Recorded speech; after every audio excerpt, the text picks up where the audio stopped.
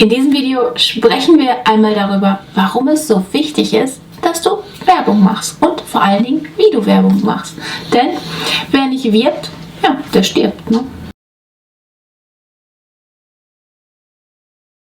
Es ist ja so, ne? Früher war es so, wer ein kleines Geschäft hatte, der ist hingegangen und hat Zeitungsannoncen geschaltet oder der hat Flyer erstellt oder erstellen lassen und hat die von Haus zu Haus gebracht oder ausgehängt irgendwo und damit seine Werbung gemacht. Es gab natürlich günstige Möglichkeiten, ne? Flyer irgendwo hinhängen, oder es gab auch etwas teurere, Werbung in der Zeitung schalten, und dann hat man eben eine begrenzte Anzahl an Nutzern irgendwie erreicht, ne?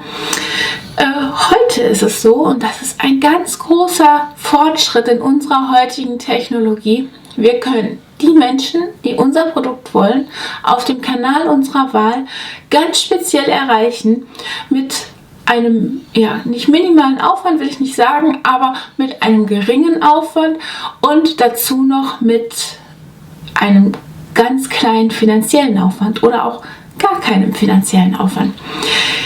Ich will dir einmal zeigen, wie du ein Foto für Instagram erstellst. Warum Instagram?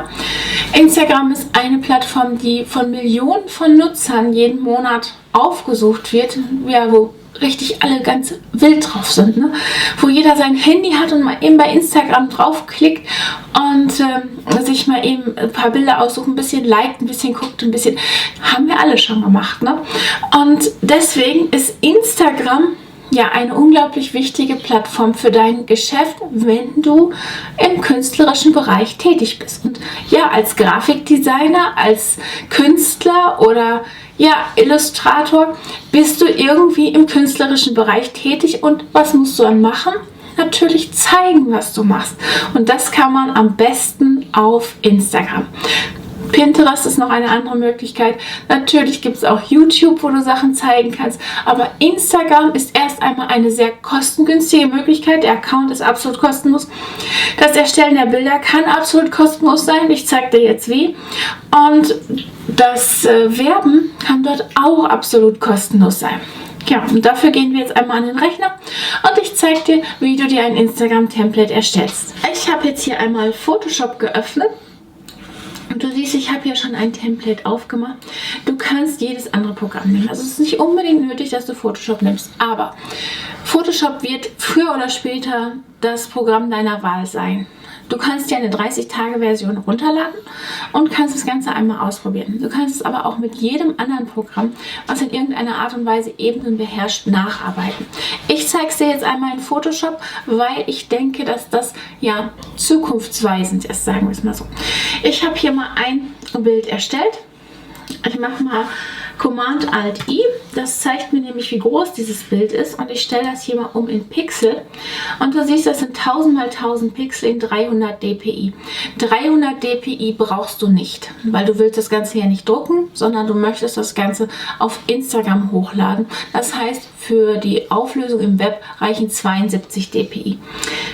Ist aber nicht so wichtig. Du kannst es auch in 300 machen, weil das ist halt eine minimale Größe. Und Instagram ist es auch völlig egal, ob dein Bild 100 Kilobyte hat oder 3 Megabyte. Deswegen ist es in diesem Fall nicht wichtig.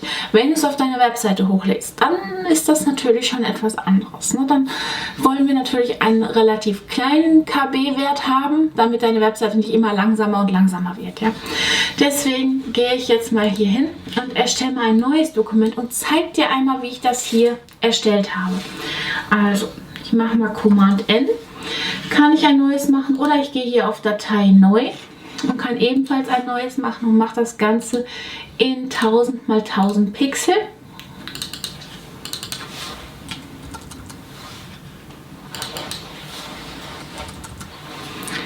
Und mache das Pixel per Zoll oder Pixel per Zentimeter. Ich mache das Pixel pro Zoll und mache dann auf Erstellen. Wie gesagt, das sind jetzt 300 dpi. Nicht wirklich schlimm. Kann man anders machen, ja, aber nicht wirklich schlimm. Wie habe ich das jetzt gemacht? Also, ich habe mir das Dokument so angelegt, dass ich gehe mal hier auf das Auswahlwerkzeug. Wenn ich das hier anklicke, Und dann bin ich hier in meinen Ebenen auf dem Stück, was ich hier erstellt habe. Also ich klicke mal hier drauf, dann siehst du, hier ist eine Ebene mit einem kleinen Viereck unten dran. Wenn ich jetzt hier drauf klicke, kann ich eine andere Farbe auswählen und dann hat sich mein Dokument, also dann ändert sich der Hintergrund. Ich gehe mal hier auf Abbrechen. So habe ich das angelegt. Warum? Weil ich natürlich verschiedene Dokumente posten möchte oder verschiedene Bilder posten möchte. Und die sollen immer wieder etwas anders aussehen, aber vom Stil her gleich sein. Ja? Deswegen ist das jetzt ein Stil für einen möglichen Post. Den kann ich natürlich immer wieder anpassen. Also wenn du mal einmal schaust, hier habe ich das neue Produkt reingepackt. Ja, natürlich passt jetzt der Titel nicht dazu, aber das ist auch nicht wichtig. Also es ist jetzt so aufgebaut. Ich habe zwei Farben genommen. Einmal hier die Rückseite, dieses Petrol und hier unten auch Petrol und hier Weiß. Weiß einfach, damit das Ganze ein bisschen aussteht, ja, damit ich hier meinen Titel reinpacken kann. Und diese Farbe kann ich dann eben immer an mein jeweiliges Bild, was ich reinposte, was ich bewerben will, anpassen. Und hier unten ist auch noch mal etwas Wichtiges, ist genauso angelegt, kann ich wieder draufklicken, kann eine andere Farbe rauspicken, die dann zu dem Dokument passt und kann das dann eben ändern. Ich mache jetzt einmal Command Z, damit das wieder so ist, wie es mal war. Und die Webadresse ist hier auch drin und dann habe ich hier noch ein paar Pfeile reingemacht. So, wie erstellst du das Ganze jetzt? Also, du gehst einfach hier auf dieses Tool, Rechteckwerkzeug und ziehst hier ein Rechteck auf. Ja, und du siehst, was passiert. Genau dasselbe wie in dem anderen Dokument. Ich kann, Moment, habe ich irgendwo falsch drauf. So, ich kann das Ganze auch farblich verändern. Klick hier einfach rein und kann die Farbe auswählen, die ich gerne hätte. Klick dann auf OK und das ganze Problem ist erledigt. Jetzt kann ich das natürlich noch hier anpassen, wenn ich das möchte. Ja, mache ich einfach Command T und kann die Größe dieses Stücks hier noch anpassen.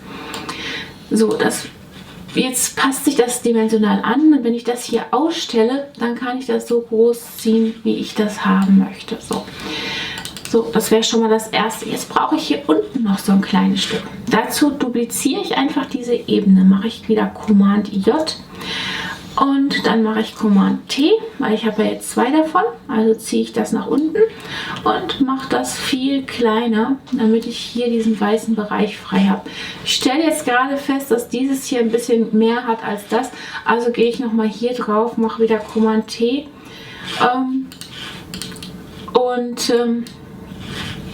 dann werde ich das noch mal einmal ein bisschen kleiner machen. Ich kann es einfach nach oben schieben, völlig egal, damit ich hier unten mehr weißen Raum habe. Im nächsten Schritt muss ich jetzt natürlich das, was auch immer ich bewerben will, hier auf mein Dokument ziehen. Ich nehme jetzt mal einmal das Bild und stelle jetzt fest, dass das hier, kann ich jetzt nur richtig ausrichten, dass es in der Mitte ist. Ich stelle jetzt fest, dass diese Farbe, dieses Rot, so gar nicht zum Rest des Bildes passt. Ja? Was mache ich? Ich kann hier reinklicken, wie ich es dir gerade schon gezeigt habe, und kann mir eine andere passende Farbe auswählen. Das ist das Schöne an diesem Art, das anzulegen. Ich kann schlicht und einfach das immer wieder anpassen und immer wieder neue Bilder hier reinmachen. Ne? Und am späteren Video werden wir uns garantiert auch nochmal anschauen, wie du weitere Templates erstellen kannst, die für dein Business passen. Ne? Also es ist immer wichtig, was du haben möchtest. Das ist eine ganz simple Sache hier. Also hier haben wir jetzt das Bild einmal drin. Ich richte das einmal nur aus. Ja, ich will das ein bisschen nach oben haben, so wie das hier auch war. Damit ich hier einfach Platz habe, um was zu schreiben.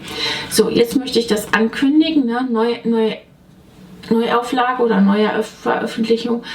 Und dann habe ich hier noch einen kleinen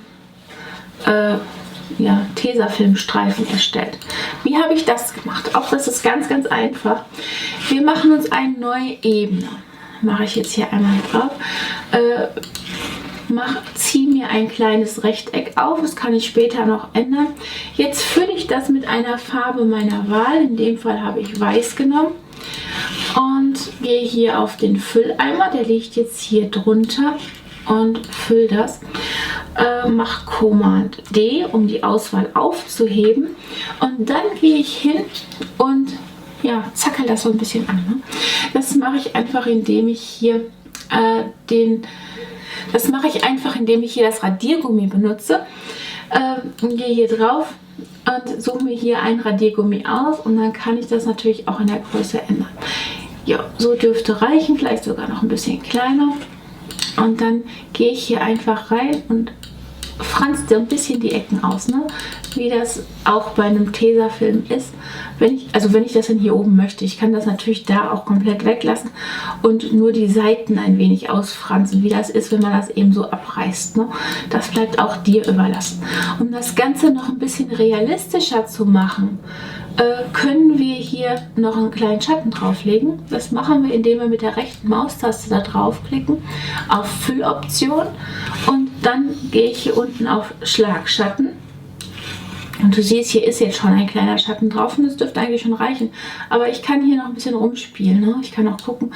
Ich bin immer ein Freund davon, ganz, ganz kleine Schatten zu machen. Ja, sieht einfach etwas realistischer aus, ne? Als wenn ich so richtig dicke, fette Schatten da drauf lege. Wenn ich damit glücklich bin, mache ich okay. Mache jetzt hier nochmal Command T und drehe das Ganze ein bisschen. Immer erst hier einmal abhaken. Zusehen, dass du auf der richtigen Ebene bist, ne? Und dann Command T und dann kann ich das Ganze ein wenig drehen. So, jetzt brauche ich da noch Text drauf und ich brauche hier noch so eine kleine Pinnnadel. Die habe ich mir einfach aus dem Internet ausgesucht, habe die umgefärbt. Es wird aber jetzt zu weit gehen, das hier noch zu erklären. Und hier drauf gemacht. Ich gebe dir das PSD-Dokument, findest du im Link unter diesem Video. Da kannst du es dir dann runterladen, kannst dir die Sachen, die du brauchst von dem Dokument, einfach rüberziehen, so wie ich das jetzt gemacht habe und die benutzen. Du kannst natürlich aber auch alles selber ausprobieren. Deswegen hier einmal gezeigt, wie man so einen Tesafilmstreifen erstellt oder wie man das Dokument überhaupt erstellt. Ja?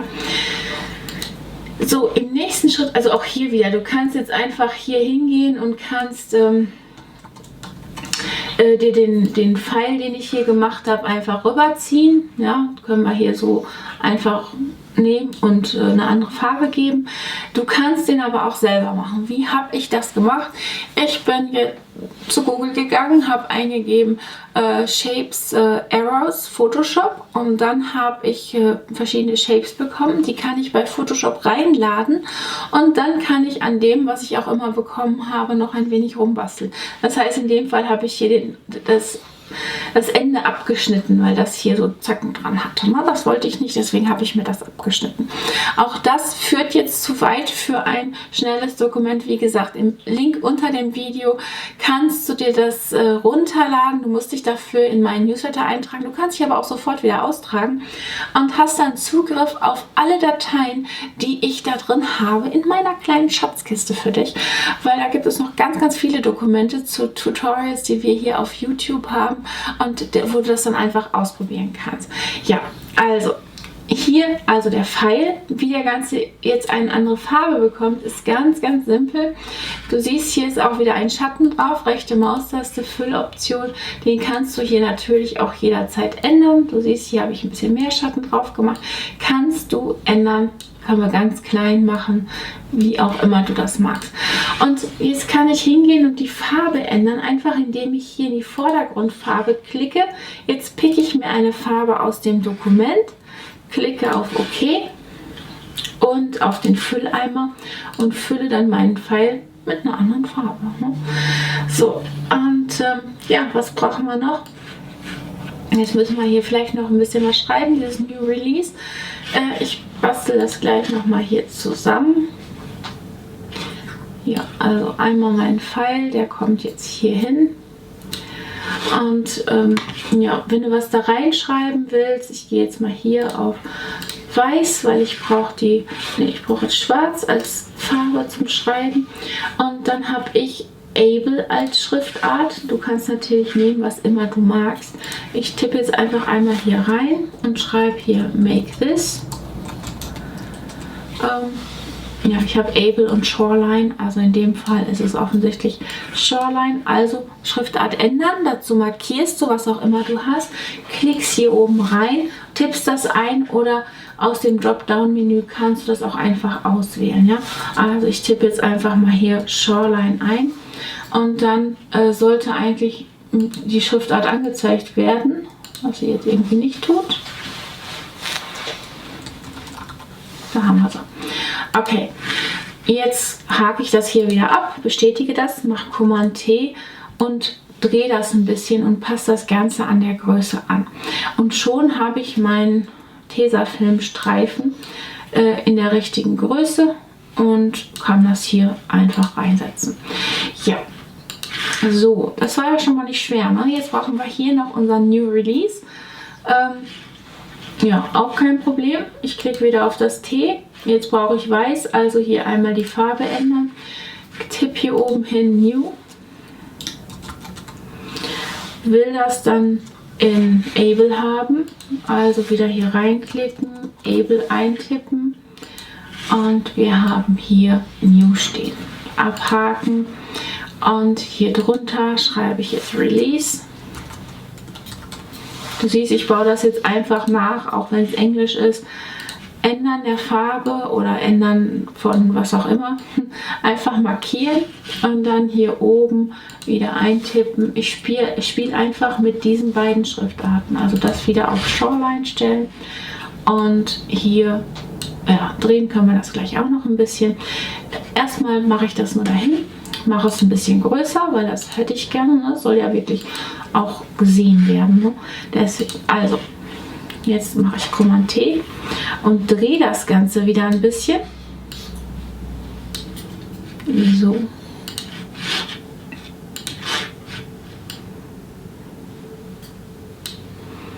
Du kannst das natürlich anordnen, wie immer du möchtest. Du kannst es auch in weiß machen. Ich fand das jetzt gar nicht ganz nett so. Ja. Nächster Schritt wäre hier unsere Überschrift. Ja? Auch dasselbe Prinzip. Wir schalten wieder auf schwarz um, klicke auf das T. Jetzt gebe ich hier einfach den Titel ein.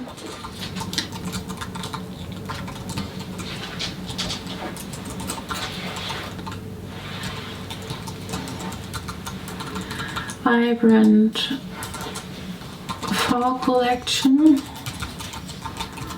Auch hier, du kannst es natürlich wieder ein bisschen noch anordnen. Du kannst es größer, kleiner machen. Du kannst es in 2 Reihen machen. Ich mache jetzt mal Command A und mache das Ganze ein bisschen größer.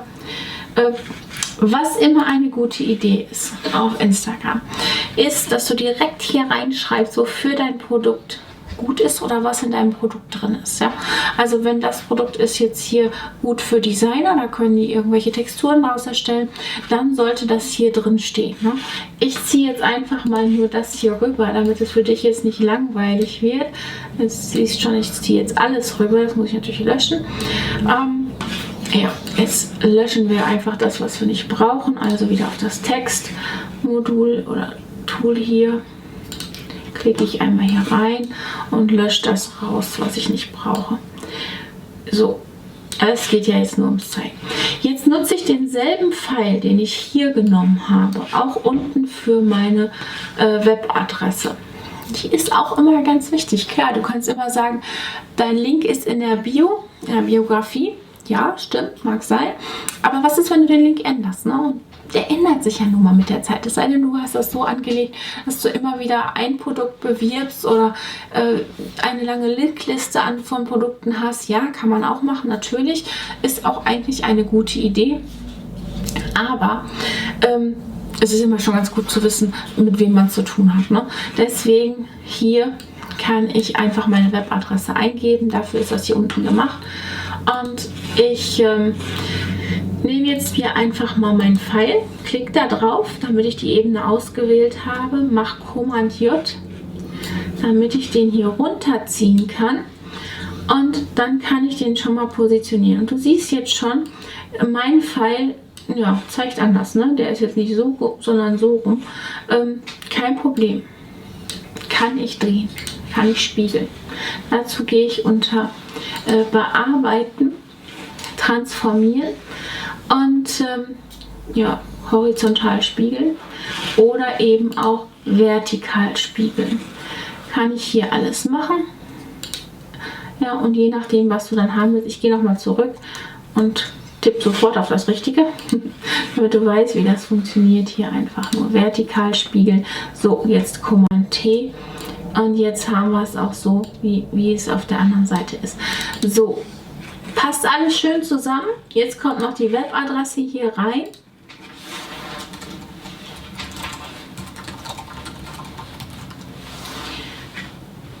Und auch die muss ein bisschen kleiner und die muss in einer anderen Schrift. Eine gute Idee ist es immer, erst die andere Schrift zu machen und dann die Größe auszuwählen. Warum? Weil verschiedene Größen ja verschieden sind. Du siehst schon, das wird jetzt noch größer, einfach weil es in der Schrift ist. Deswegen kann ich das jetzt sehr viel besser, spare ich mir einfach nur einen Schritt, ne? Kann ich das besser anpassen. Und ich muss wahrscheinlich noch ein bisschen kleiner gehen, weil ich ja den Pfeil noch da drin haben will. So. Und jetzt dupliziere ich den Pfeil nochmal, gehe wieder auf mein Auswahlwerkzeug, klicke auf den Pfeil, mache Command J und ziehe das hier rüber und spiegel das Ganze nochmal zur anderen Seite und zwar horizontal. Also bearbeiten, transformieren und horizontal spiegeln. Jo. Und du siehst, das war es schon. Jetzt haben wir unser neues Bild fertig oder das alte, je nachdem, das neue alte Bild. Du weißt jetzt auf jeden Fall, wie man das Ganze erstellt. Du siehst auch, es ist gar nicht so schwer. Und die Angst vor Photoshop, ja, die ist zum Teil begründet. Photoshop ist schon ein mächtiges Werkzeug, aber auch das kannst du beherrschen und bedienen. Ich hoffe, das Video hat dir gefallen. Ich hoffe, du erstellst jetzt ganz viele Instagram-Bilder, damit du ja, ganz viel Werbung machen kannst, ne? Denn vergiss nicht, wer nicht wirbt, der stirbt und du kannst mit Instagram ganz einfach Werbung machen. Und dann hoffe ich, wir sehen uns im nächsten Video und bitte vergiss nicht, unseren Kanal zu abonnieren, die kleine Glocke anzuklicken, damit du benachrichtigt wirst, wann immer wir ein neues Video posten und klick auf den Like-Button. Bis zum nächsten Mal. Tschüss!